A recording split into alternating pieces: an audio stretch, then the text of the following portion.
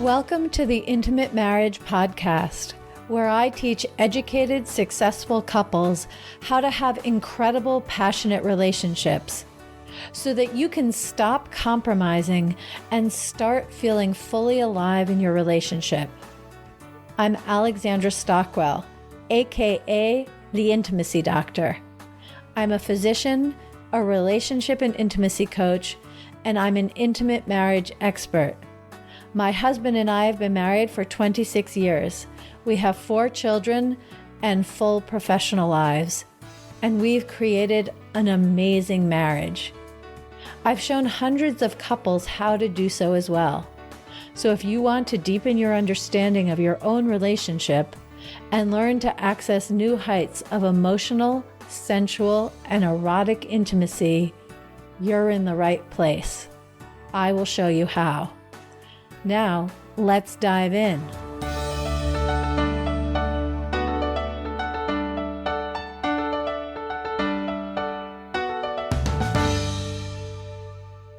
In this episode of the Intimate Marriage Podcast, I'm going to do something different. It's actually a suggestion from my podcast editors. I'm going to read the first chapter of my book, Uncompromising Intimacy, because that's where it all begins. That's where you get the understanding of what is possible and how to proceed. So the first chapter is called, Is the Comfort of Companionship as Good as It Gets? Is it possible to experience ongoing emotional intimacy and sensual passion in a long-term relationship? Will we be able to sustain our erotic connection? Can we create a fantastic sex life even if we never had one to begin with? These questions plague many couples who love one another deeply. They whisper in the background when you yearn to feel intimate connection with your beloved, when you yearn to feel cherished and adored. And the questions simmer to the surface as you want to be supported in becoming the best version of yourself. You also want to be the kind of person who offers this quality of connection to your partner, but you can't figure out how.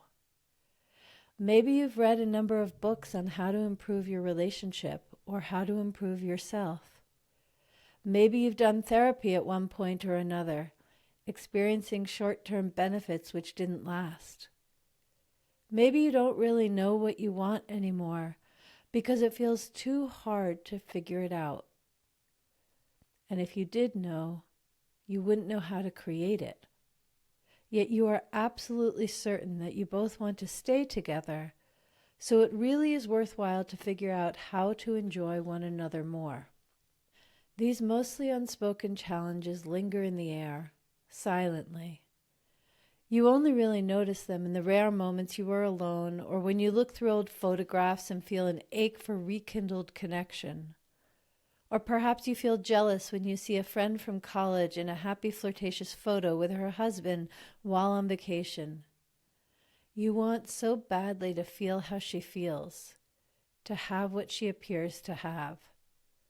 Mostly, though, you don't let these thoughts derail you because there is so much good in your life. You and your partner are devoted to your family, to the raising of your children, and to providing for all of their needs. For the most part, you don't doubt that he's the right partner for you. Even so, you aren't happy, and you can't figure out what to do about it. First of all, let me tell you, you are not alone. Far from it. As a society, we are collectively struggling in our attempts to build lasting relationships. The divorce rate is staggeringly high, as is the huge percentage of couples who are dissatisfied with the quality of their relationship. While maintaining a relationship is obviously challenging, this book is not about staying together. It is for you because you do want to stay together. You and your partner are committed. And the question is not about whether to stay together. It is how. How do you co-create a relationship that fulfills your true yearning, one that doesn't just look good on the outside, but truly feeds your soul? How do you create a relationship that fuels your purpose and brings delight and play to every day? How do you create a relationship with both planned and spontaneous adventures to places you want to visit? How do you create a relationship where you feel the solidity that comes with knowing someone well, plus the delight that comes with discovering new things, having new experiences, and learning more about your partner? The problem of how is completely understandable. Because as mammals, one of the primary ways we learn is through imitation. But when we look around for great long-term relationships worthy of emulation, we come up very short. When we don't have strong imprinting, it's hard to know how. When I first became a relationship coach, early in working with a couple, I used to ask them whom they admired. What were the relationships that inspired them and motivated them, either in their own family or in their extended network of friends and acquaintances, or in movies, literature, or celebrities? Every time the couple would look at one another, wondering, and come up empty. I never had anyone answer the question with clarity and conviction. So eventually I stopped asking. In the process, I learned much about the lack of role model couples, along with the huge need for them. This isn't to say that there aren't people who really admire the love their parents or grandparents share, but that doesn't mean it is the relationship they want to be experiencing. Times change rapidly with the generations, and what worked for your grandparents is unlikely to work for you. Consider how gender roles are different. Women's relationship to work and purpose has changed, and our expectations of what we will experience in a marriage has evolved. What that means is that we have an overload of examples of long-term committed relationships which are not what we are looking for, and a dearth of those that would be worthwhile aspiring to. In other words, we lack a roadmap, or as I like to say, a blueprint for the kind of relationship we yearn for. The research is consistent with this dilemma. While the divorce rate is high, the data on those who stay together is equally discouraging. Actually, we don't have very much data because there are few entities who fund such research. When it comes to incidence and patterns of disease, or even education, there are many corporations that see financial benefit in collecting data, but that isn't true when it comes to relationships. One exception to this is Durex, the condom maker. As part of a study, the Durex company interviewed 29,000 couples and found that 54% were dissatisfied with the quality of their relationships. Other research has shown that up to 84% of married couples aren't happy with the intimacy they experience. In working with couples, I have discovered that there are three main kinds of relationships: toxic, termination, and toleration. A toxic relationship is one in which fear and anger govern most interactions. This can involve violence and abuse of various kinds. A toxic relationship doesn't have a safe enough container to do the work in this book. If you're reading this book and that is your situation, I encourage you to turn to another resource for support and return to this book when your relationship is more stable. In a termination relationship, one or both people have already given up on the relationship. Maybe you have already filed for divorce, or perhaps you are waiting to do so for one reason or another. There are often significant financial reasons to stay together, or you need psychological stability right now and are not ready to rock the boat. In fact, 1 in 4 couples stay together until all the children are out of the house. They stay together for the sake of the children, even though they would otherwise separate. If you are in a termination relationship, there will be valuable material for you in this book, which you can use to improve the mood in your home. You will learn how to co-parent and co-create with your spouse in a way that is more satisfying for both of you. However, the promise of this book, to show you the path to create emotional intimacy and passionate, deeply satisfying sex is for readers who are in relationships where both of you are committed to the relationship and willing to do what it takes to make it fantastic. If you are, in fact, committed to making the relationship work, you may be in the third kind of relationship, the toleration relationship.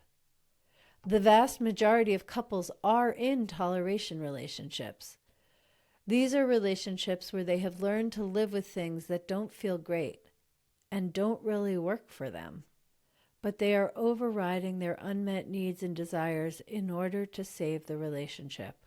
In the toleration relationship, there is no question whether you love each other, because you really do. Furthermore, there are countless things you love about the life you have built together. You can depend on one another to show up for your children, to be punctual to important events, to do your best to provide for your family, and to be there for each other most of the time. But despite all of this felt love and evidence of commitment, your life together feels relatively stale, mundane, and unfulfilling. It might be painful to admit, because in a toleration relationship, the hurt is often buried deep below the surface. In fact, it's important to you that your relationship looks good on the outside. You don't want to trouble your kids, and you certainly don't want others to think there is anything wrong. You may think to yourself that so many other couples deal with much bigger problems, so why focus on what isn't broken? In a toleration relationship, you are likely to be personally and professionally competent, and it throws you off to discover any sense of incompetence when it comes to intimate relating. You don't want to deal with it and may have put off acknowledging it to anyone, even to yourself.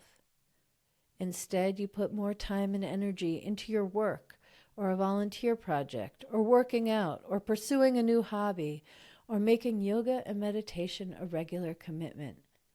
You engage with anything that takes you away from directly facing what isn't working in your marriage. You have probably at some point tried bringing this up with your partner, but it never goes well. You don't feel heard, and it's not satisfying. Typically, he ends up defensive and blaming, or completely withdrawn, which leaves you even more frustrated than before. So instead, in the evening, after dinner is cleaned up and the kids are set with their homework, you watch Netflix and fall asleep, or you read your own book and give him a peck on the cheek before turning out the light. It's not satisfying, but it works. In this kind of relationship, you are part of the majority of couples that talk about something other than kids and logistics for less than 4 minutes a day. There is no talk of your dreams, your desires for the future, new insights about life. Instead, you stick to the topics that are straightforward and emotionally uncomplicated, except every now and then when you can't contain it and express your emotions in an intense jumble. All of a sudden, you share much of what isn't working for you. The result is that your partner is thrown off guard and you end up back where you started from, waiting for the sting to lessen once again. I often describe this kind of relationship as conflict-free and passion-free. At first glance, especially from the outside, conflict-free might look pretty good, and I am certainly not an advocate of conflict for conflict's sake. But if you turn down the volume on what matters to you in everyday life, papering things over to keep the peace, and compromising on things that are important, you end up sacrificing more than you ever meant to. Avoiding topics because they will be awkward or unpleasant means you are holding yourself back and abandoning your own soul for the sake of the relationship. Inevitably, if you compromise in your daily life on a regular basis, it is very challenging to dial things back up and bring all of yourself forward when it's time for passion and sensual communion in the bedroom. We are whole beings, and when we numb ourselves, override our needs, ignore our desires, neutralize our yearnings, and withhold our truest feelings on a regular basis, We don't have easy access to them in times of passion and intimate self-expression. This is where the blueprint for conscious partnership comes in. It shows you the way to cultivate the fourth kind of relationship, the conscious partnership. In conscious partnership, you and your partner treat your relationship as the vehicle for personal transformation. You learn to bring all of yourselves to the relationship, learning to love who you are and accept all of who your partner is. This naturally leads to erotic intimacy, hot sex, soul-stirring passion, and the knowledge you need to continue to expand from that juncture into the rest of your life. There aren't too many couples who have cracked the code and live true conscious partnership.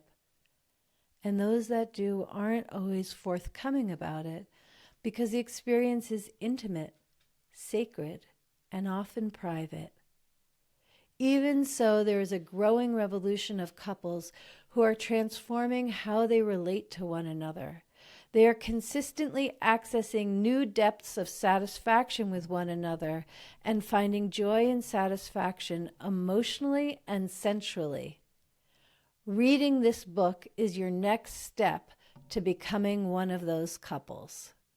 And that is the opening chapter of Uncompromising Intimacy, the book I, Alexandra Stockwell, wrote.